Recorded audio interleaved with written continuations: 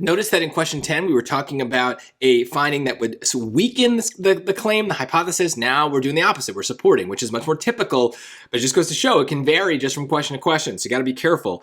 But let's try to read this. It's a short passage, but focusing specifically what is the claim of the scholars.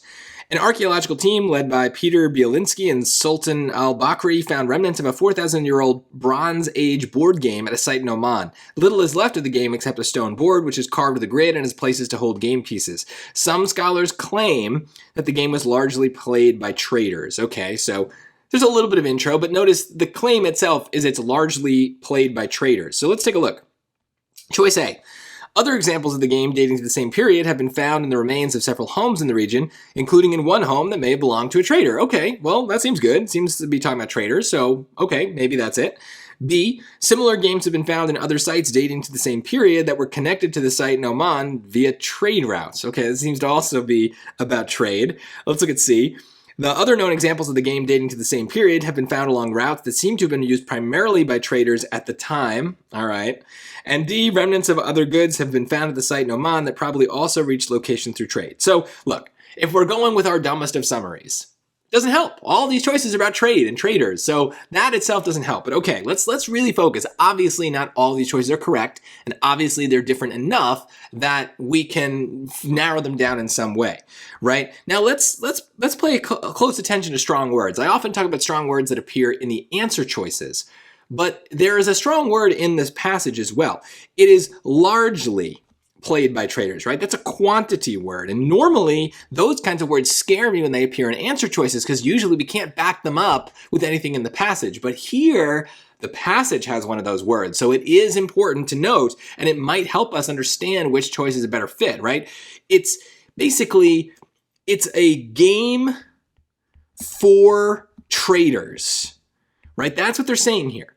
It's not saying that it's a very popular game and lots of people played it, doctors and ancient lawyers and ancient plumbers and whatever else, right?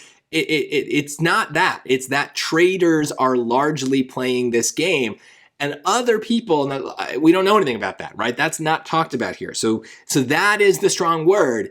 It doesn't feel like an important word, but because of practice with both the PSAT and the SAT, I've trained my brain to notice words like that, especially when something like this happens where I go through all the choices and I'm like, they all seem to relate to the dumb summary that I came up with originally. But now let's think about that strong word in the context of the choices. Choice A again. Other examples of the game dating to the same period have been found in the remains of several homes in the region, including in one home that may have belonged to a trader. Right? So if we're trying to make the point that this game is played by traders, it's their game, then just one home is not really a lot of evidence that it's a game for traders. In fact, it sounds like most of the homes that this game was found in were not for traders. So it's not connecting the game to the traders in the tight way that the passage wants us to. So we have another quantity word, right? That's what one is right here, right? It's a quantity word. It's a quantifying word trying to give us a quantity, but it doesn't match with the quantifying word in the passage. So it's sneaky, but the SAT does this fairly often, and so we need to notice these words when they come up in choices. Let's look at B. Similar games have been found in other sites dating to the same period that were connected to the site in Oman via trade routes. Well, this is a little better than A, but notice it's not saying that the traders played the game. It's saying that it's found in places that were connected by trade routes. Those are separate ideas, right? So they could be connected by trade routes, but then the game could just be like a separate thing that happens to be played by lots of people, right? Like there's no connection there. Notice too that they don't use the word traders, right? They're using trade routes. And so yeah, maybe there's a little overlap there, but it's not as explicit as we want it to be. So choice B, maybe a little bit better. Maybe I won't quite cross it out, but it's not doing what I want it to do. And connecting this is like the game that traders play. This is what they do. So let's look at C. The other known examples of the games dating to the same period have been found along routes that seem to have been used primarily by traders at the time, right? So primarily and largely are synonyms. They mean mostly, right? And they're definitely both quantifying, they're both really emphasizing in this case that traders are kind of the leaders of whatever is going on. So that's a good sign. The fact that largely and primarily basically mean the same thing, and they're both talking about the traders, that seems really good. And notice too, where did they find these games? Along the routes. Whereas B is in the cities, I guess. I'm guessing found in other sites, connected, right? So that feels like the endpoints where anybody could play the game, right? And there's the comfort of their own little hut or home or whatever. But the fact that C is specifically saying it's along the route, right? Not in the location, not at the end of the route, but along it, right? Who's living along the road, right? Nobody is, except the traders moving along that road to get from one place to another. So that bothers me because that's a lot of thinking for one question, but I'm trying to give you more reasons to trust C over B. For me, the main one is just that word primarily there. That's a really good sign. But let's look at D, let's be sure.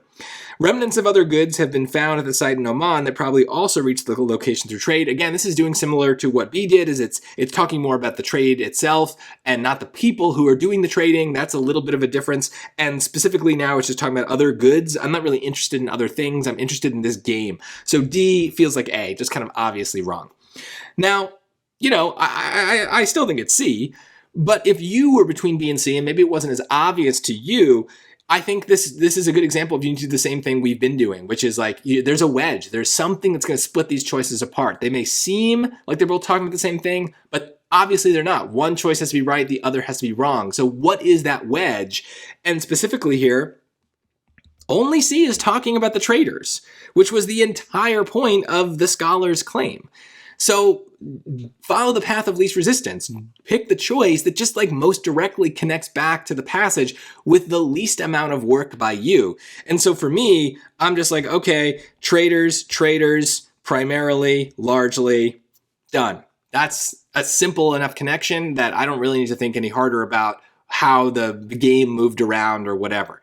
But I do think this is a hard question. This is tricky because when you take that first pass through, you're going to start to panic if you get all the choices are like kind of the same. But remember, they're not the same, right? We can do a dumb summary, and a lot of times that will get rid of some really, really bad choices.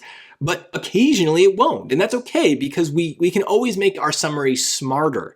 And that's the key, is we do the least amount of work possible, but sometimes we need to do more work, and that's okay. We have the time to do it, so make sure you just kind of up your game when you get to these situations where multiple answers work. You will be able to figure it out, and that's not a knock on the dumb summary strategy. It just means, yeah, sometimes the question is harder, and we need to do a little bit more work and be a little less dumb.